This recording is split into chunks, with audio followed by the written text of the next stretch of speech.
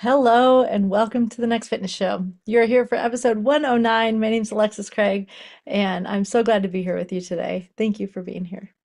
Today, we are going to talk about something. We're basically talking about weighted walking. The title of the show today is Walk Stronger. So, we're definitely going to talk about why would you want to walk with added weight and what does that look like? What are the best ways to do it? And we're also have some other things going on. I have some announcements from the next fitness thing.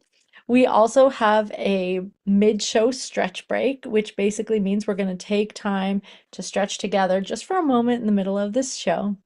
We're going to go through a move of the week to help you with some best practices along the way. And we have a mailbag question today, so yay. All right, if you're here with me live, I want you to go into the live chat and just say hey, because that's the only way I know you're here.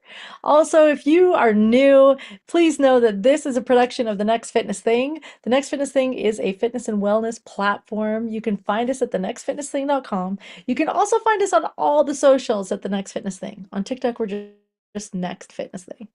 All right, so with that, let's see what's happening. Is anybody here? So far, Trainer Kathy in the house saying woohoo! All right, welcome, Kathy. I'm so glad you're here. And let's talk about walking stronger. All right, why are we talking about this right now? Well, for one, today's May 1st. That means that this is the halfway point right now between spring equinox and summer solstice. We are at exactly the halfway point, the peak of spring. So this is the time when people like to go outside and to actually, get your exercise under the sun. So going for a walk might be something that is really a good way for you to get some exercise. It's very accessible. It usually requires no equipment. It's a skill that you already have that you know how to do. And here at the Next Fitness Thing, we happen to be launching a 5K training program tomorrow. So we're definitely going to talk more and more about this 5K training program. It's called the Flower Power 5K. And just saying, part of that training program is a weighted walk. Now, what's a weighted walk? What are we talking about? We're talking about a walk where you would actually walk with weights. It might look like a number of different things. It might look like wearing a weighted vest. Those things are all the rage right now, right? So it might look like a weighted vest, but you don't have to have a weighted vest. It might look like holding weights in your hands. It might look like holding water bottles in your hands. It could look like ankle weights. It could look like a backpack with weights in it or something like that. Um, or it might look like something else. There's even clothing brands that have weighted clothing. That's a new thing right now. So we're going to talk now about why would you want to do a weighted walk and what does it actually look like to do it? What are the best practices? Okay, so the first question is why add weight? Why? I mean, going for a walk is already great exercise. Why would we want to add weight to a walk? All right, I would love to hear from you what your perspective is on all of this. So if you're here live, please go in the chat and tell me what you think about all of it. Why would you want to add weight to a walk? Would you want to? Would you feel comfortable doing that right now? Do you feel like it's something that you would be nervous to try?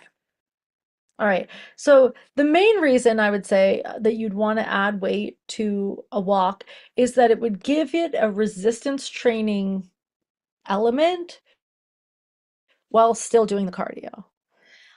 It's also a way for you to increase the intensity without having to go faster. So a lot of times, we're pressuring ourselves constantly to have to go faster and faster and faster, but you can actually increase your intensity with adding weight and not really need to go faster. Um, and if you were on like a treadmill or something, you might add an incline and that kind of thing. But if you're walking outside, you may not have the opportunity to add an incline. So adding some weight is a way that you would be able to add some intensity without necessarily having to go faster.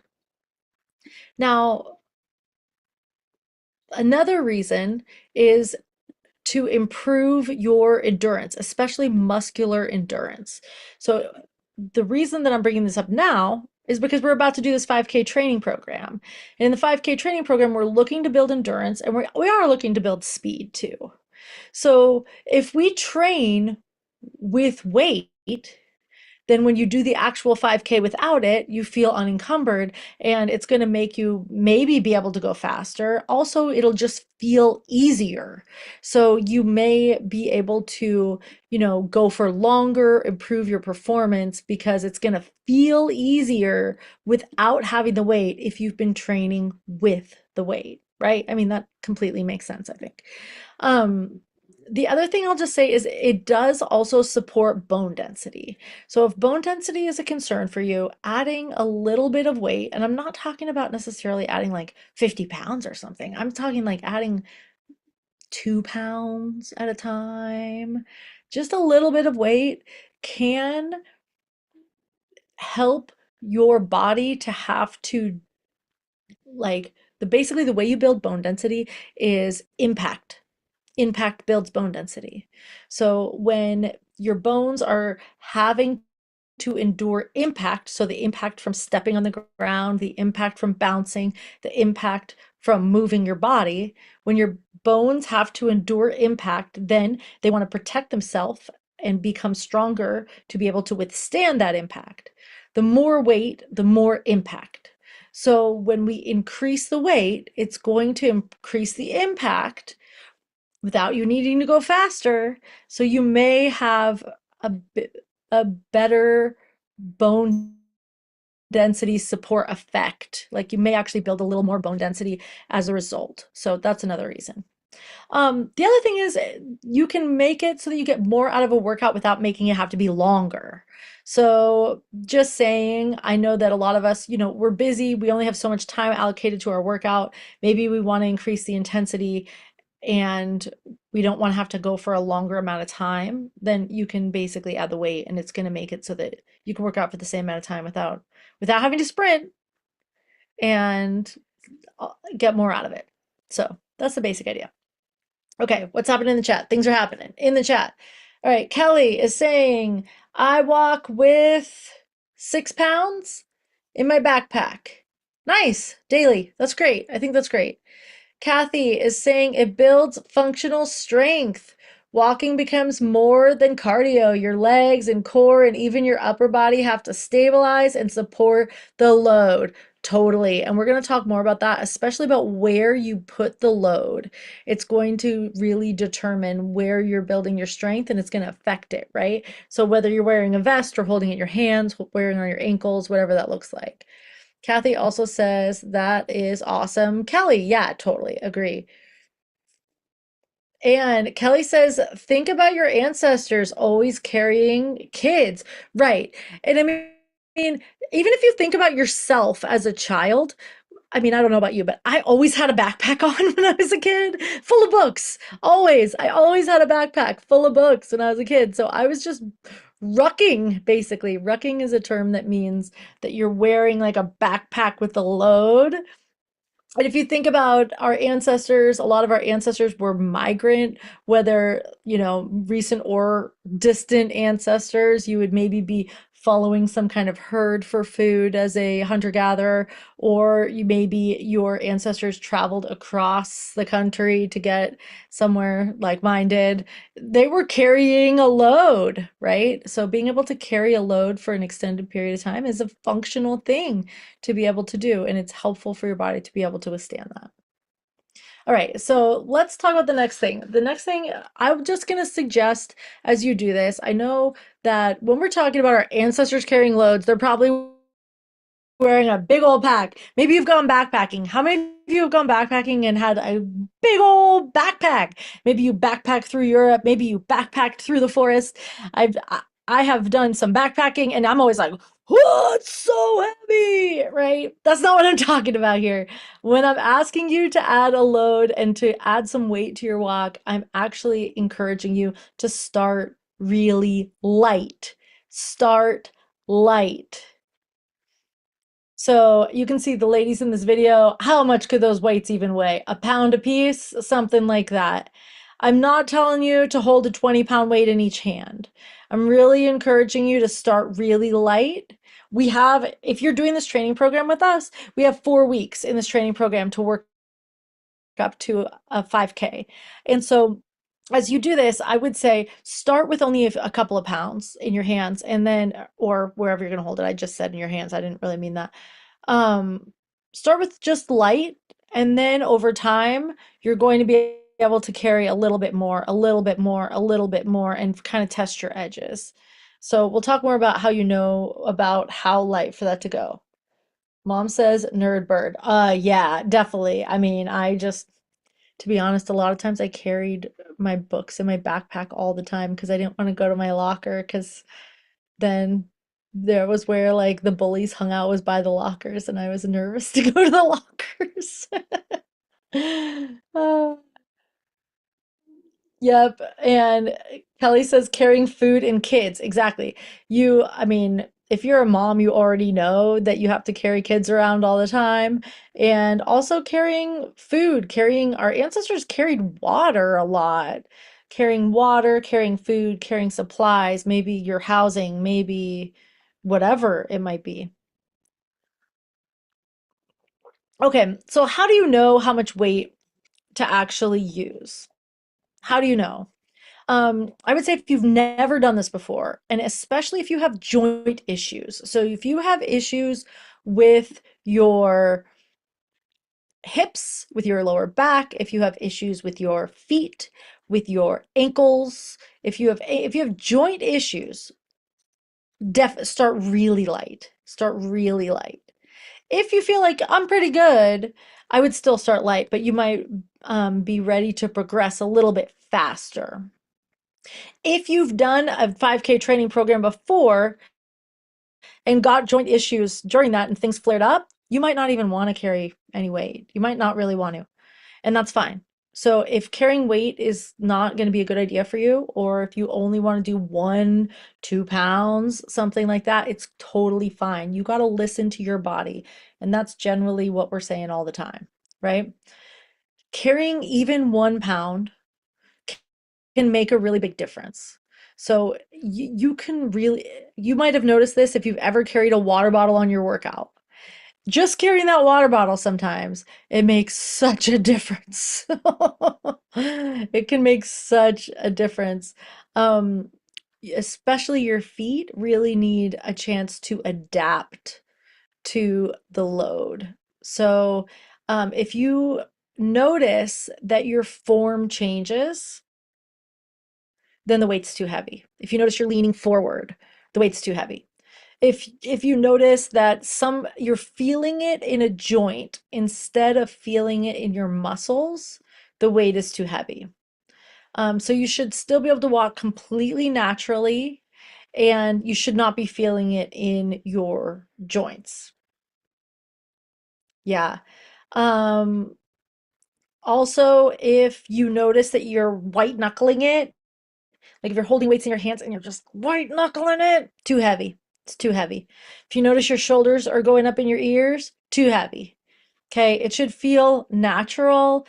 It should feel maybe a little harder, but you should be able to keep your form, your natural walking form all the time. That's pretty important here. The posture is everything. The posture is the most important thing. And that is basically, oh, where'd my slide for that go? Anyway, the posture is the most important thing. So if you notice, especially if you're wearing a backpack, if you're leaning over, not good. Because whatever position you're in is the posture you're reinforcing in your body, right? So if you are doing your workout in this hunched over position and you're sitting at your computer in this hunched over position, you're driving in your car, not good. So you want your workout to support upright, open posture. So make sure you can maintain that while you're holding these weights, wherever you might be holding them. If you have an idea of where you would hold your weights during a walk, drop that in the chat. I'd love to know. What do you imagine yourself doing? Are you going to use a weighted vest? Are you going to hold weights in your hands? Are you going to use a weight belt? Are you going to use a backpack? What are you thinking? What are you thinking? Trainer Kathy is in the chat saying sometimes I only fill my water bottle half full because it is insulated and heavy already. Totally. Yeah. I was doing a interval workout with walking the other day. And as I was walking with someone else and I basically asked them to if I could hold their water bottle. And eventually even if I didn't really want to, I was holding the water bottle because that way I got two of them so that I would be more even because I didn't want to be kind of like only holding it on one side or the other. So I wanted the two water bottles so that I could keep my gait even. P.S. Water's extra challenging because it sloshes around, right? Yeah. Okay. So, what else? Trainer Kathy, I love my weighted vest because it allows my hands to remain free to carry my phone and water bottle. Excellent point. Excellent point. So, if you have a particular weighted vest that you love, I don't have a weighted vest. So, if you have a particular weighted vest that you love, I would love to know. And please feel free to drop that. I would actually ask you to drop it in the comments rather than in the live chat, just so that you would be able to find it easier. Okay. So the next piece is where are you going to carry the weight? I want to bring up some ideas of where you might want to carry it. So one option is to take the dumbbells you already have and hold them in your hands, right? Start light. You might want to use the dumbbells that you have for bar class because typically the dumbbells for bar class are like 1 or 2 pounds. That's going to be a very sustainable weight. That would be a good place to start. If you don't have weights that you like, again, you could use a water bottle. And I would say take two of them. Two water bottles, one in each hand. That's your weights. Another idea is to do the weighted vest. Now, we've been talking about that.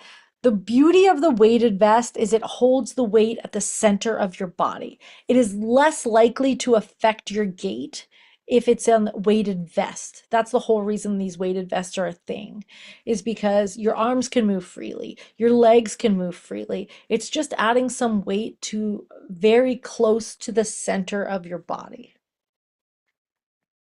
Um, Make sure if you do have a weighted vest that you have it fit appropriately. So make sure that it's tight in all the right places and it's loose enough to breathe and that you feel like the weight is distributed very evenly so that you feel like you can move and that it's not compensating your posture.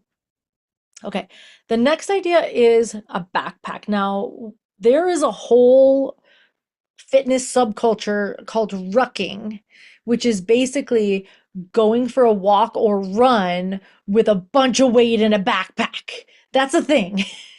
When I found out about it, I was like, what? You mean? I met this guy. He was a coworker actually, and he told me that what he did for fun on the weekends was fill a backpack full of rocks,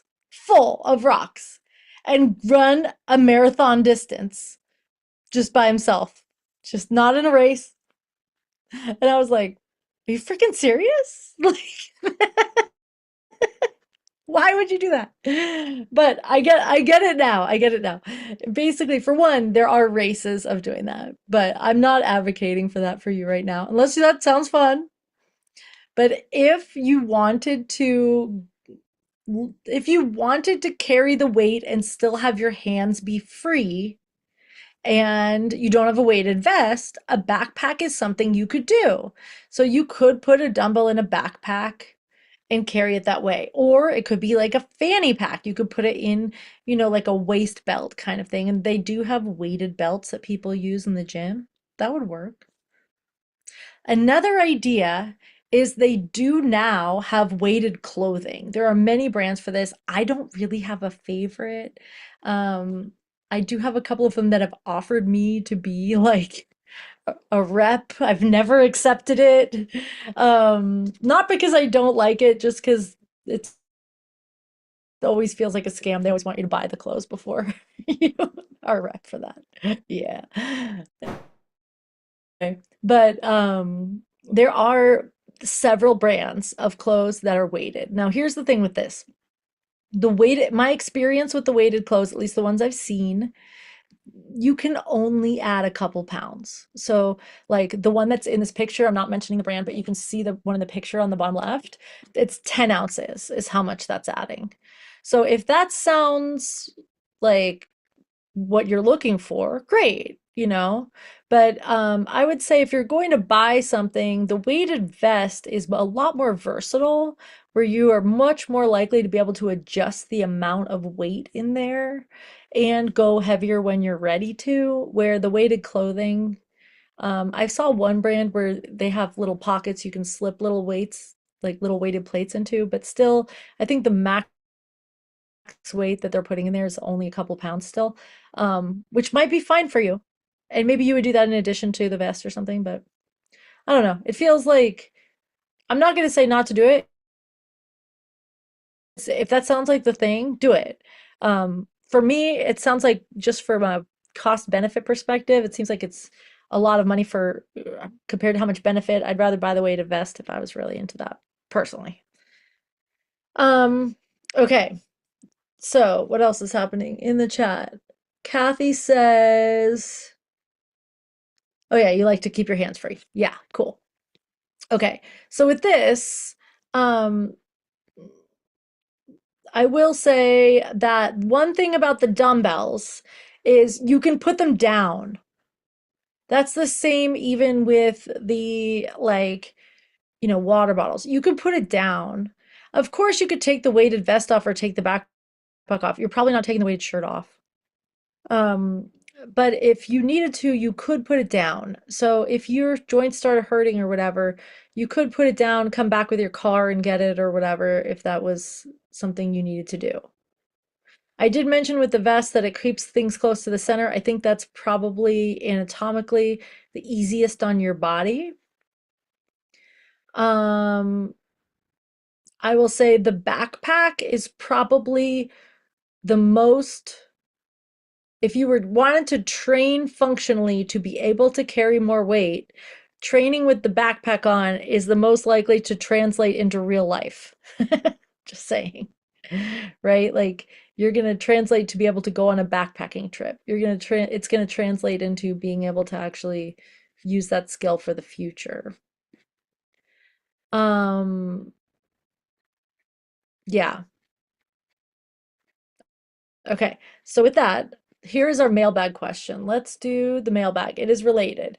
So our mailbag question is coming in from RD Sharon B, and RD Sharon B asks, "What are your thoughts on walking with ankle or wrist weights? How heavy should they be, and what should people watch out for?"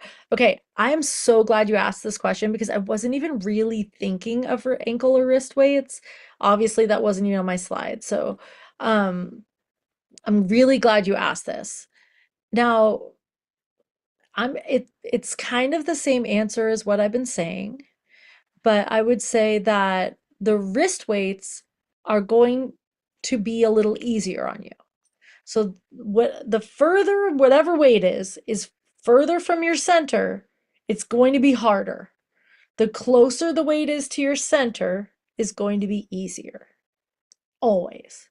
So your ankles are as far from your center as you could possibly get. So that is going to mean that it is harder to use ankle weight. If your body is all good with walking and running and you want it to be harder, then that might be a great option for you.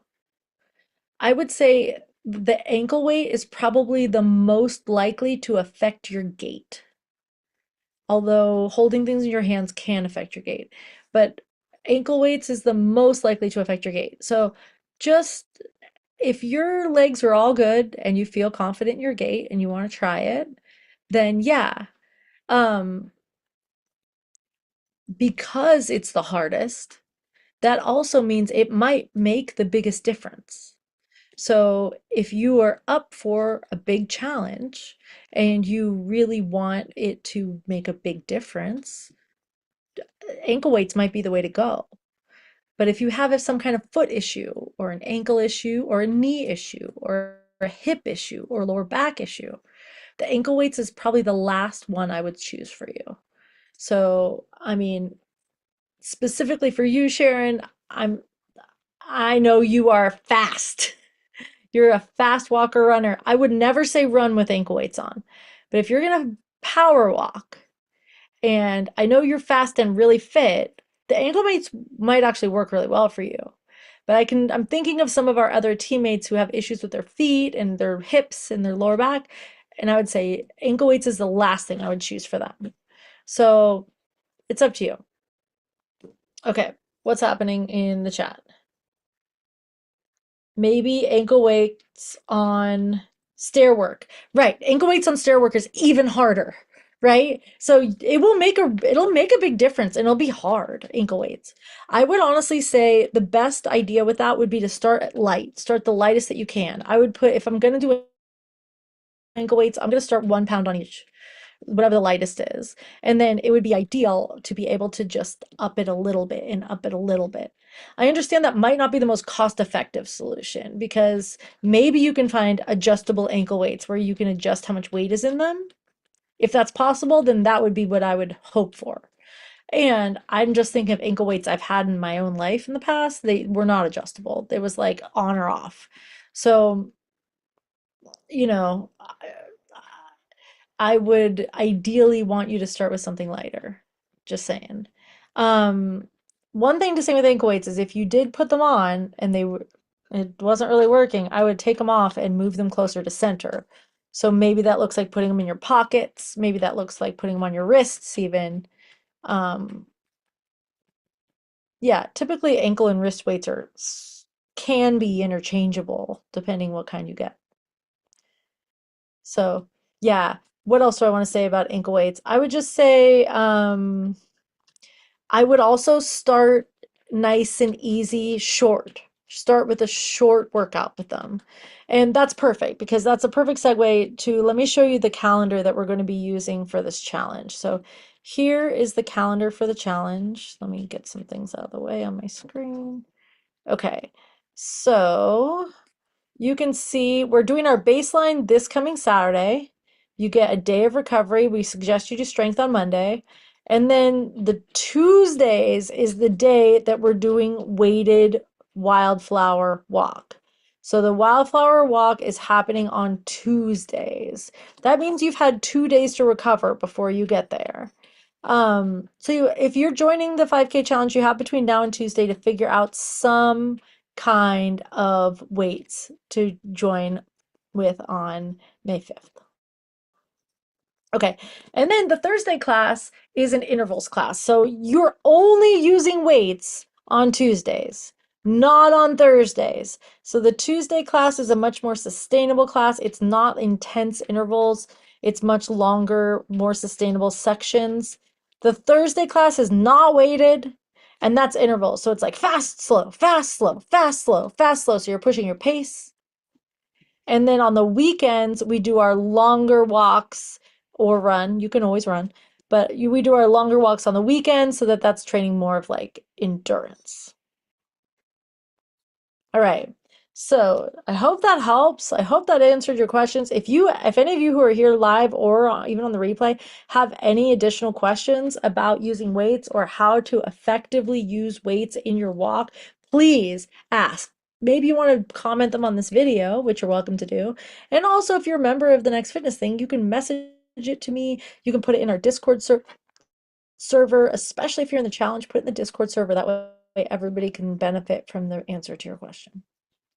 Okay, with that, the time has come for our stretch break. All right, so today's stretch break is brought to you by Wayne. Our stretch break is dorsiflexion. All right, what do we mean by dorsiflexion? Dorsiflexion means the ability to flex your ankle, like pulling your toes back towards your knee. I grew up taking dance class, and in dance class, we just call this flexing your foot. But then when I got into fitness, I learned there's two kinds of flexing your foot. There's plantar flexion, that in dance class we would call pointing your toes, and dorsiflexion, that's flexing your foot. So if you notice, Wayne has his foot flat on the floor and he's pushing forward with his knee. Forward, forward, forward. Okay, I encourage you to try this. You can do it standing, or you can do it with your knee on the ground, like what Wayne's doing. You're pushing your knee forward to increase your ability. You're trying to make it so that you can bring the angle between your toe up your foot towards your knee to make that as small as possible within reason.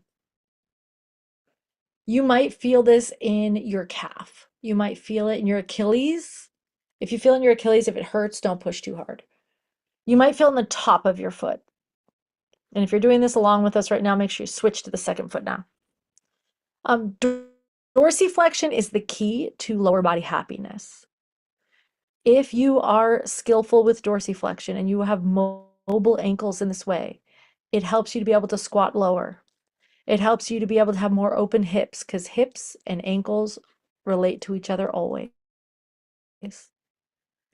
It helps you to be able to walk without pain. It helps your feet to be happier. It prevents plantar fasciitis. It prevents compartment syndrome. It prevents ankle sprains. I could go on and on and on and on and on. It prevents lower back pain. So working dorsiflexion is one of the best things you can do to help your lower body stay happy. I got a cat over here messing with my feet. All right. Okay, and time on the dorsiflexion. Okay, I hope you did that along with us, and I really encourage you to keep working the dorsiflexion. Um, Other ways to work dorsiflexion are downward facing dog. Also, when you lunge and the foot's in the back and you kind of push your heel to the ground in the lunge, that's working dorsiflexion.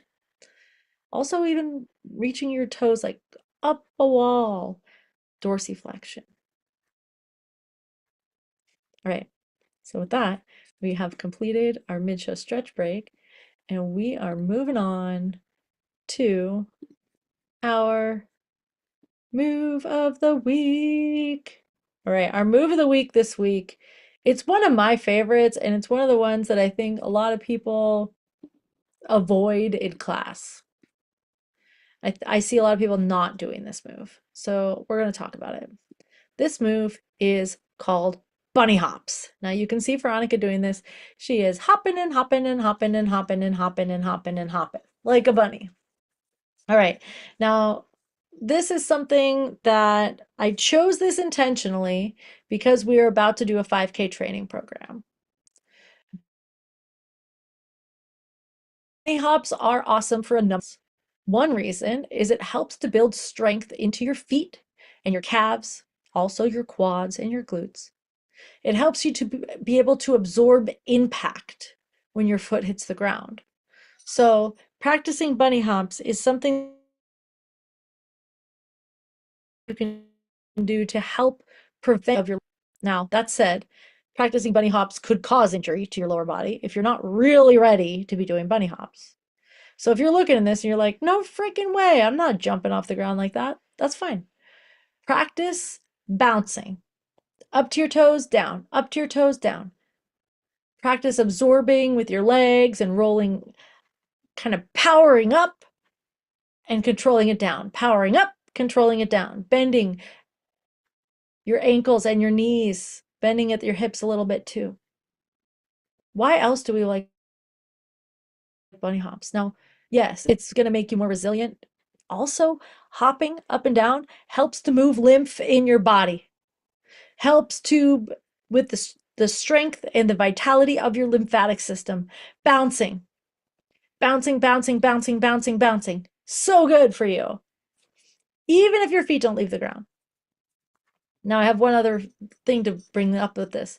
Besides jumping for joy, which is a real thing, jumping for joy is real. So if you jump and bounce up and down, it helps you also there's some neurological connection that makes you actually experience joy from bouncing. Try it. Try it. Now, here's one other consideration here. It is this concept of muscle fibers and muscle fiber types. There are two kinds of muscle fibers. There's type 1 and type 2. It's basically fast twitch and slow twitch. Now, I'm not going to get too far in the weeds about this, but basically, There are muscles that are made to do explosive things. And those are also the muscles where if you have something like something's flying at you and you need to dodge out of the way or catch it, it's those explosive muscles that are the ones you need to count on. If you trip and you got to make sure you got to not fall, you have to catch yourself before you fall. It's the fast twitch muscles that are the ones that are going to catch you before you fall. In order to have fast twitch muscle fibers, you have to train your muscles to be fast twitch muscle fibers. Over time, your fast twitch muscles will turn themselves into slow twitch muscles. Slow twitch muscles are slow, controlled strength. So if you're somebody who is like in the strength challenge that we recently did, we've been training slow, controlled strength. Slow, controlled strength is also important, but you're not going to get fast twitch muscle fibers by practicing slow, controlled strength. You have to do explosive movements. And so something like this bunny hop, even if you never leave the ground, even if you're bouncing with the bunny hop, but you're powering it up, powering it up,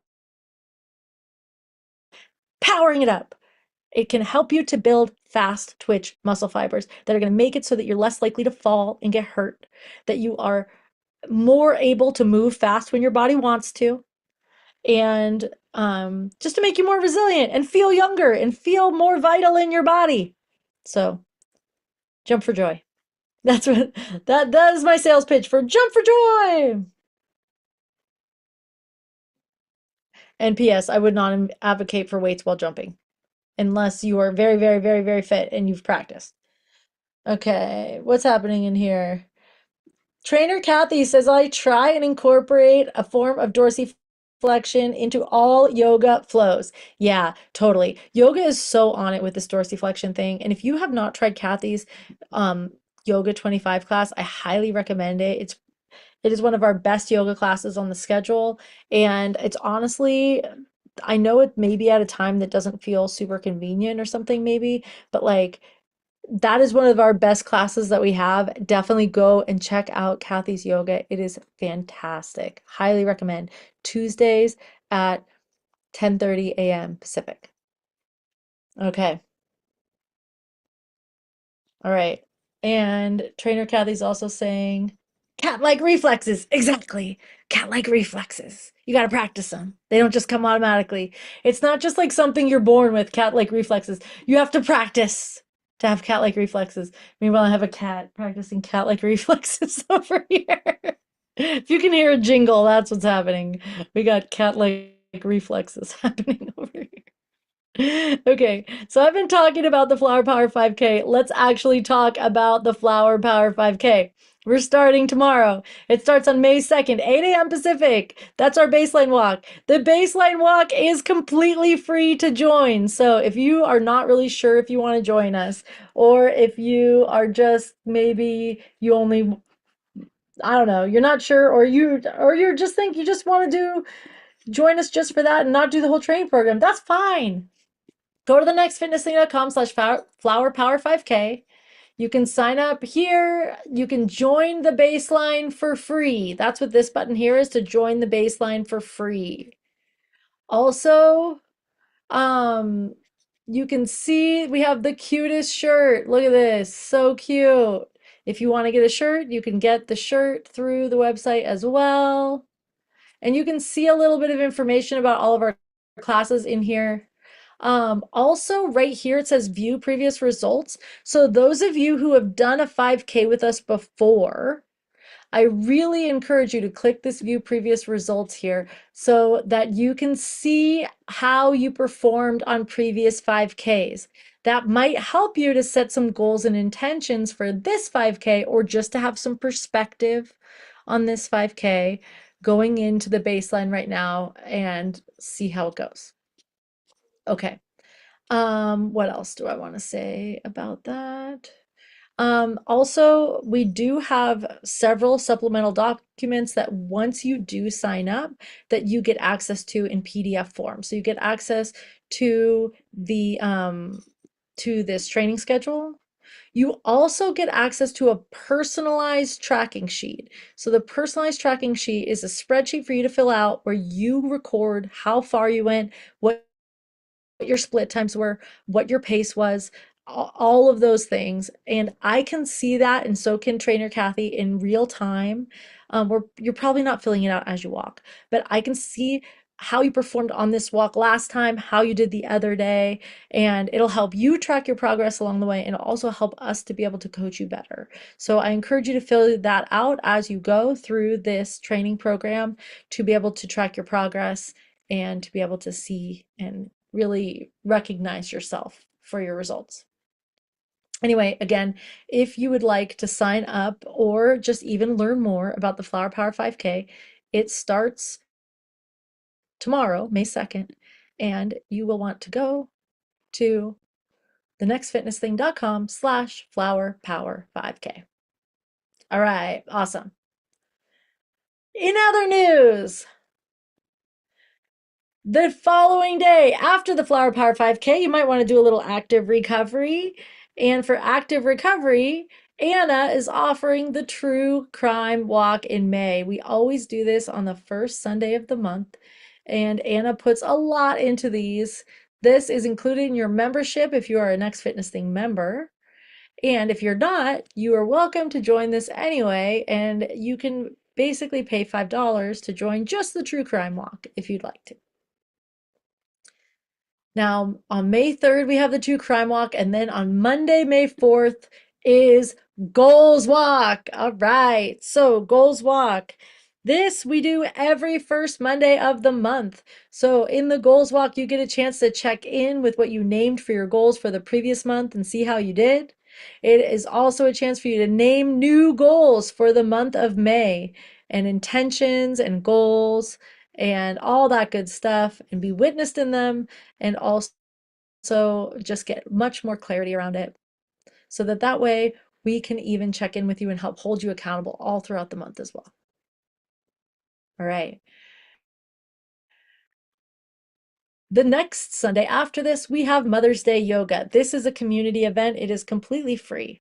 So if you are a mom and you want to invite someone to come with you, or if you have a mom who you would like to invite, this is a very gentle yoga class by Kacey. This is in the place of our yin yoga class, so it will be very slow paced, holding each pose for a long time, a restorative flow to really feel good in your body. It's in the evening on Sunday at 5 p.m. Pacific. So you can check this out by going to thenextfitnessthing.com/Mother's Day. All right, moving on. We have our book club. Our book club is the final Sunday of the month in May. And this is Sunday, May 31st. Our book this month is Reminders of Him by Colleen Hoover. I started this book and it's really cute. Now, Anna may or may not be leading this. I have a feeling I'll probably be subbing this, just saying. But that's okay. I'm reading the book. It's going to be great. And you should read the book too. We're going to have a great time with this one. So join us, start the book, find the book, go find the book, and join us on May 31st for our walking book club. All right. And if you are not already in our Discord server, I encourage you to join. I will put the link to the Discord server below. Also, if you are in the 5K challenge, you will be invited to the specific channel in our Discord server that is for the 5K challenge. There are all kinds of prompts in there and encouragement for you to respond to questions, reminders. I've already been posting in the Discord server for the 5K challenge. So if you are in the 5K challenge, make sure you're in the channel for the 5K in Discord. Okay, you're also going to want to be in Discord because you're going to want to post your goals after the goals walk on Monday in the Discord server. You're also going to want to check because the announcements are getting posted in there and fun things and all kinds of stuff. So join the Discord server. All right. And that said, that brings us to the end of the show today. All right. It was a quick one. That was fun. All right. Thank you. Thank you. Thank you. Thank you for being here. I hope to see you in our 5K training program. Just one more shout out to that. Go to thenextfitnessthing.com/flowerpower5K and sign up. I would love to train for a 5K with you over the month of May. The 5K itself is going to be on the final Saturday in May, May 30th. If you really just want to do the final 5K, you could do that too. All right. Now, have a wonderful day. Happy Friday. Have a wonderful weekend. Hope to see you in class really soon. And I love you, team. All right, let's dance it out. Let's go.